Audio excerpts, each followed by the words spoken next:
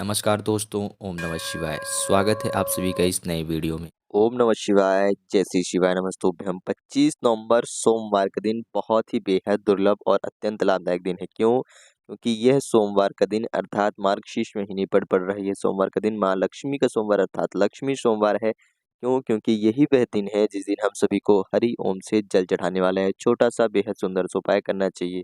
जी हाँ, हम सभी का ये बहुत ही बेहद और महत्वपूर्ण दिन है जो कि हम सभी के दिन आ गया और यही दिन हम सभी के जीवन में 24 घंटे के भीतर-भीतर परिवर्तन करने की क्षमता रखता है। क्यों? क्योंकि मार्गशीर्ष महीने का सोमवार का दिन बेहद ही सुंदर और बेहद ही लाभदायक होता है, जिसे हम लक्ष्मी सोमवार के नाम से भी जानते हैं।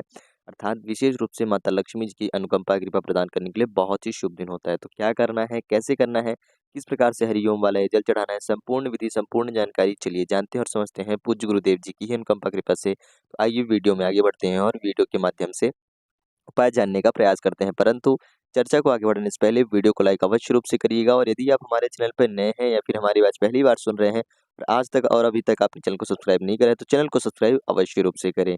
जैसा कि हमने कहा कि हम इस वीडियो में जितने भी उपाय जानेंगे वे सारे के सारे सोमवार यानी कि लक्ष्मी सोमवार के उपाय रहेंगे और ये सारे के सारे हमारे जीवन में माँ लक्ष्मी जी की अनुकंपा कृपा, हमारे जीवन में माता लक्ष्मी जी का वास, हमारे जीवन में माता लक्ष्मी जी का प्रवेश कैसे होगा उसके बारे में हम इस उपाय में चर्चा करेंगे इस वीडियो के माध्यम से। तो हम बात करते हैं अपने पहले उपाय की, जो कि हम सभी का हरि ओम वाला उपाय है। तो ये हरि ओम वाला उपाय हम सभी को कैसे करना है, ध्यान से समझिएगा। बहुत ही दुर्लभ और बहुत ही सरल तरीके से आप सभी को बताया जाएगा। देखिए, आप सभी को आवश्यकता होगी एक तांबे के पात्र में जल की, और इस जो जल लेंगे ना, इसमें हो सके तो गंगा जल की 1 से 2 बूंदें मिला लें। यदि इस जल के पात्र में आप गंगा जल की 1 से 2 बूंदें जल मिलाते हैं, तो और भी ज़्यादा बेहद सुंदर हो जाता है आप सभी का ये उपाय। ये उपाय आप लक्ष्मी सोमवार अर्थात 25 नवंबर को सुबह से लेकर के संध्या तक में कभी भी कर सकते हैं। प्रदोष काल में भी कर सकते हैं, प्रदोष काल के बाद भी कर सकते हैं। क्या करना है, आपने जल तैयार कर लिया, जल तैयार करके आप कहाँ पहुँचेंगे, भगवान शिव जी के मंदिर पहुँच रहे हैं। जैसे ही आप जल लेकर के शिव जी के मंदिर पहुँच रहे हैं, तो आप सभी को पता होगा कि शिव जी के मंदिर के ऊपर इसी जल से क्या करना है, ओम बनाना है।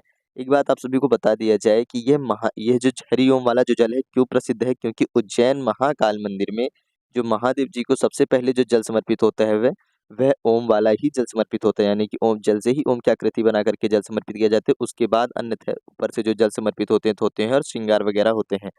वह ओम का जल कैसे समर्पित किया जाता है, समझिएगा। इसकी जो विधि है किस तरीके से प्रारंभ होगी, ध्यान दीजिएगा। यह सबसे पहले प्रारंभ होता है भगवान गणेश जी वाले स्थान से।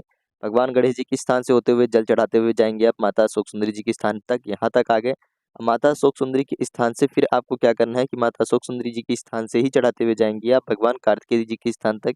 इस स्थान तक आ गए, आपको जल की धार तोड़नी नहीं है कहीं पे भी, ध्यान दीजिएगा। इसलिए आपको अलग-अलग रंगों से बताया जा रहा है कि पहले कहाँ जाएँगे, फिर दूसरा कहाँ जाएँगे। गणेश जी के स्थान से माता अशोक सुंदरी के स्थान से चढ़ाते हुए भगवान कार्तिकेय।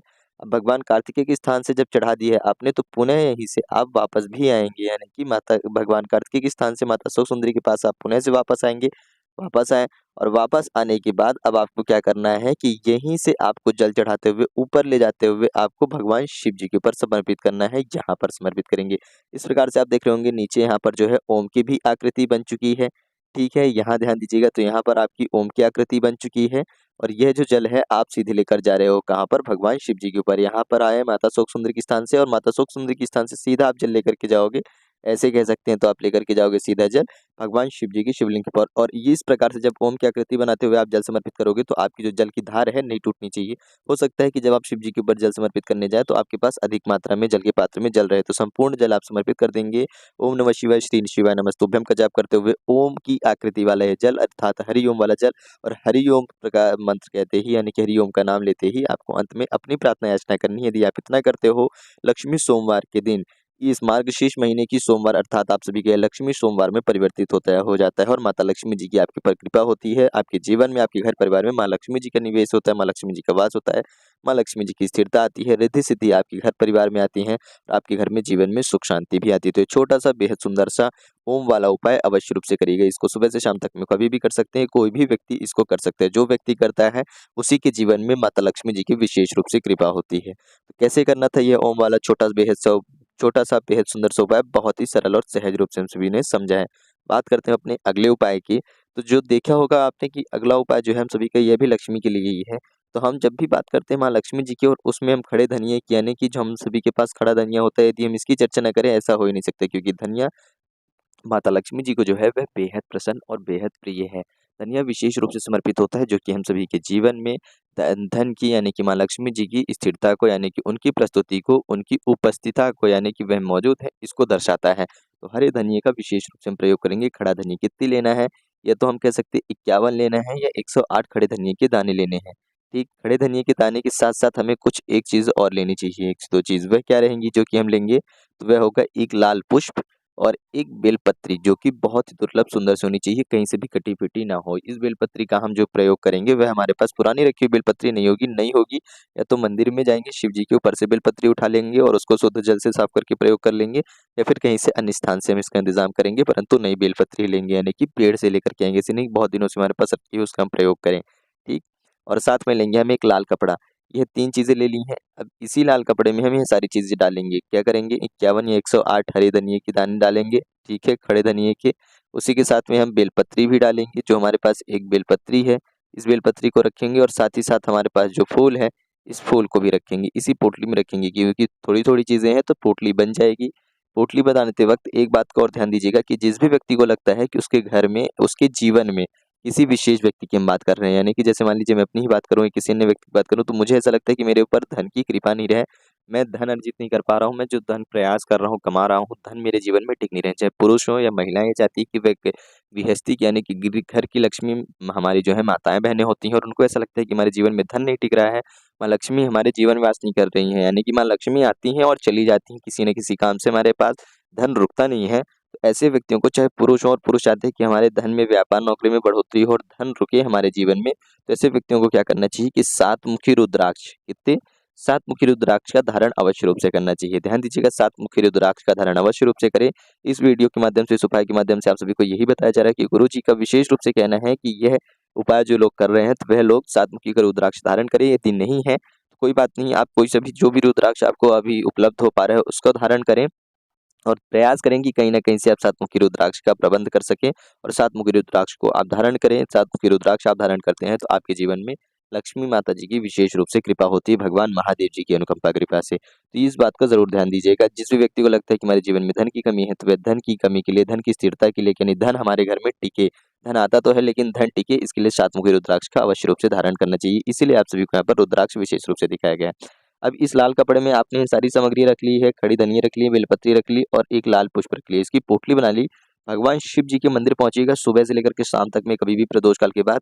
अब यह जो पोटली है, ना तो आप सभी को शिव जी के ऊपर चढ़ानी है, ना शिव जी को समर्पित करनी है और ना ही किसी भी पंडित या पुजारी जी को देनी है। आपको जाना है, शिव जी को प्रणाम करना है, शिव जी को दर्शन करने हैं, उनसे प्रार्थना अर्चना करनी है और इस पोटली को शिव मंदिर के पीछे, ध्यान दीजिएगा क्या करेंगे, इसी पोटली को आप सभी शिव मंदिर के पीछे जो है इसको रख कर के चले आएँगे बिना किसी को बताए हुए, बहुत ही शांति से और चुपचाप तरीके से, कि ना तो कोई देखे और ना ही कोई टोके। आपको शिव मंदिर के पीछे इस पोटली को रख कर के चले आना है। पोटली को रखेंगे, भगवान शिव जी से प्रार्थना अर्चना करेंगे और आप चुपचाप चलेंगे। यदि आप ऐसा करते हो तो आपके घर में है, जो आपके जीवन में है, ना कि विशेष एक व्यक्ति के लिए, किसी अन्य के लिए नहीं, स्वयं के लिए, आपके स्वयं के जीवन में माता लक्ष्मी जी की स्थिरता बनती है। माता लक्ष्मी जी आपके साथ निवास करती हैं। जहाँ भी आप जाओगे वहाँ माता लक्ष्मी आपके साथ चलती हैं। यानी कि आपके घर में, आपके जीवन में, आपके ऊपर कभी न कहीं वे भी देखेंगे तो किसी न किसी रूप में धन आपके पास उपलब्ध रहेगा ही रहेगा। धन संपूर्ण रूप से समाप्त होगा ही नहीं होगा, चाहे कितने भी दोष लग जाए, माता लक्ष्मी जी की ऐसी कृपा बनती है। तो ये छोटा-सा बेहद सुंदर सा उपाय ज़रूर कर सकते हैं आप सभी लोग, यदि करना चाहें तो। बात करते हैं अपने अगले अंतिम तीसरे और सबसे विशेष महत्वपूर्ण उपाय की, कि सोमवार का दिन हो और हम पीले चंदन का प्रयोग न करें, माता लक्ष्मी जी की इच्छा हो, और हम साथ ही साथ चावल का प्रयोग न करें। क्यों? क्योंकि सफ़ेद चावल जो है हमारे जीवन में शांति और स्थिरता को भी दर्शाता है, प्रेम को दर्शाता है। जहाँ पर प्रेम शांति हो वहाँ पर माता लक्ष्मी जी का विशेष रूप से निवास होता है। विशेष रूप से माता लक्ष्मी वहाँ पर आकर के वास करती हैं। तो हम पीला चंदन लेंगे, पीले चंदन को अच्छे से जल से मिला करके गंगा जल का प्रयोग कर सकते हैं तो बहुत अच्छी बात है, अन्यथा दूध का भी प्रयोग कर सकते हैं। और ये दोनों चीज़ें नहीं है अगर, तो कोई बात नहीं, आप जल भी ले सकते हैं, परंतु गंगा जल और दूध को अधिक मान्यता दीजिएगा, ये हो तो और भी अच्छा रहेगा। इसको घोल करके 1 से 2 चम्मच पीले चंदन का लेपन तैयार करें, ताकि संपूर्ण शिवलिंग पे आप यहाँ पर इतने में लगा सकें। माता जगत जननी जी के हस्तकमल के ऊपर-ऊपर ही लगाना है, इस बात का विशेष ध्यान दीजिएगा। साथ ही साथ आपको चावल के दाने कितने लेने हैं, तो 108 चावल के दाने लेने हैं। सब पीला चंदन जो है आप सभी के पास, इस पीले चंदन से आप सभी क्या करेंगे, लेपन करिएगा। और जब आप पीले चंदन से माता लक्ष्मी जी का नाम लेते हो, यानी कि भगवान शिव जी के, उनका शिव जी का कोई सा भी एक नाम लेते हुए, हरि रूप का आप कोई सा भी एक नाम लेकर के आप सभी को भगवान शिव जी की शिवलिंग पर यहाँ पर लेपन कर देना है। जैसे कि मैं यहाँ पर आप सभी को समझाने के लिए करने का प्रयास कर रहा हूँ। ठीक इसी प्रकार से आप सभी भी लेपन करेंगे भगवान शिव जी की शिवलिंग के ऊपर। लेपन कर दिया मैंने, बहुत ही अच्छे से लेपन करने का प्रयास करा है जितना मुझसे हो चुका है आप सभी के लिए। देखिए बहुत ही सुंदर और प्यारा सा यह लेपन लग रहा है, जो कि भगवान शिव जी के ऊपर किया गया है। ठीक है, ऐसे ही आप सभी ने कर दिया। जब आप लेपन करेंगे तो आप कोई सा भी भगवान शिव जी का नाम ले सकते हैं। सोमवार का दिन है तो आप किसी भी नाम को एक साथ ले सकते हैं। ठीक, क्योंकि यह प्रेम, शीतलता, शांति, धन, लक्ष्मी, ऐश्वर्य, कीर्ति को दर्शाता है। कर दिया पीले चंदन से। जिस प्रकार से पीले चंदन की चमक होती है, ठीक उसी प्रकार से आपके जीवन में भी चमक आती है, शीतलता आती है, एक ऊर्जा आती है, एक शक्ति आती है, एक प्रवीणता आती है और साथ ही साथ मान-सम्मान, यश, प्रतिष्ठा भी आती है पीले चंदन से। अब जो आपके पास 108 चावल के दाने हैं, इन 108 चावल के दानों को लेंगे और ये 108 चावल के दाने आप सभी को भगवान शिव जी की शिवलिंग के ऊपर ही यहाँ पर ऐसे चिपकाने हैं, फिर कहें तो लगा देने हैं। एक साथ आप लगाएँगे और आप यहाँ पर जब लगाएँगे तो अपनी हथेली को भी शिवलिंग के साथ में स्पर्श करके रखेंगे, टच करके रखेंगे, ऊपर ही रखेंगे जब तक आप अपनी पूरी इच्छा, मनोकामना, पूरी भाव, अपनी पूरी प्रार्थना ना कह लें, तब तक आपको यहाँ से हाथ नहीं हटाना है। जैसे ही आपकी प्रार्थना समाप्त होती है, आपको हाथ हटाना है, भगवान शिव जी को प्रणाम करना है और वहाँ से चले आना है और आपके हाथ में जो चंदन और चावल के हिस्से लगे रहेंगे, चावल तो आपको पूरे यहीं पे समर्पित कर देने हैं, लेकिन जो चंदन लगा रहेगा, उसको ला करके आप अपने घर के मुख्य द्वार में टिक्की लगा सकते हैं। बाकी अन्य द्वारों में भी आप टिक्की लगा सकते हैं। साथ ही साथ अपने बच्चे के पढ़ने वाले स्थान में लगा सकते हैं, अपनी पूजा घर वाली अलमारी में पूजा घर वाली में लगा सकते हैं। साथ ही साथ आप अपने घर की अलमारी में लगा सकते हैं, जहाँ पर आप धन रखते हैं। यदि आप ऐसा करते हो तो आपकी बेहद रूप से अनुकंपा कृपा प्रदान मिलती है। माँ लक्ष्मी, भगवान गणेश, माँ सरस्वती, भगवान चंद्रमा यानी कि चंद्रदेव की भी आपके ऊपर कृपा होती है, भगवान सूर्यदेव की भी कृपा होती है यदि आप ये पीले चंदन और चावल वाला छोटा-सा उपाय करते हो तो। सोमवार का दिन है और विशेष रूप से इस उपाय को कर सकते हैं। सारे उपाय बेहद ही सुंदर और बेहद ही दुर्लभ उपाय थे, जो कि आपको मार्गशीर्ष महीने की सोमवार के दिन यदि कर रहे हो ना, मार्गशीर्ष महीने में सोमवार के दिन आप सभी को सुबह से लेकर के संध्या तक में यानी कि शाम तक में आप कभी भी कर सकते हो इस उपाय को, जब भी आप चाहें। तो ज़रूर रूप से करिएगा। लक्ष्मी सोमवार अर्थात अपने इस सोमवार को माँ लक्ष्मी जी की अनुकंपा कृपा प्रदान करने में परिवर्तित कर दें। हरि ओम जल वाला ये छोटा-सा सुंदर सा उपाय ज़रूर रूप से करें, जो कि 25 नवंबर को पड़ रहा है।